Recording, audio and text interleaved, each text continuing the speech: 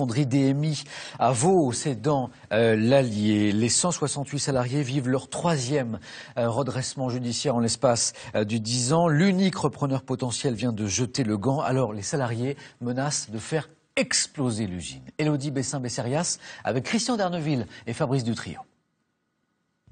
C'était il y a une semaine. Les salariés de la fonderie DMI menaçaient de faire sauter leur usine. C'est du gaz, c'est du propane. Donc elles sont toutes branchées et s'il faut aller jusqu'à les faire exploser, on les fera exploser.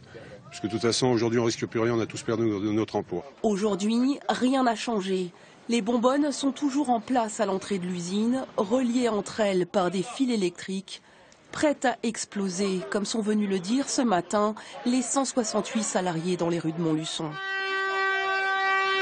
Les négociations sur la reprise de la fonderie sont toujours dans l'impasse.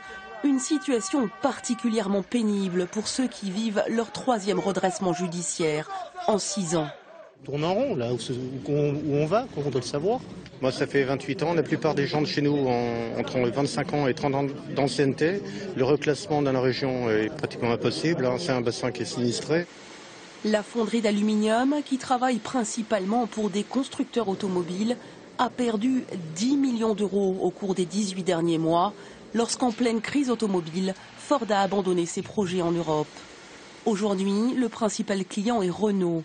2013 s'annonce très compliqué pour le constructeur français. Du coup, le seul repreneur potentiel hésite. On est dans un secteur d'activité malheureusement qui est compliqué.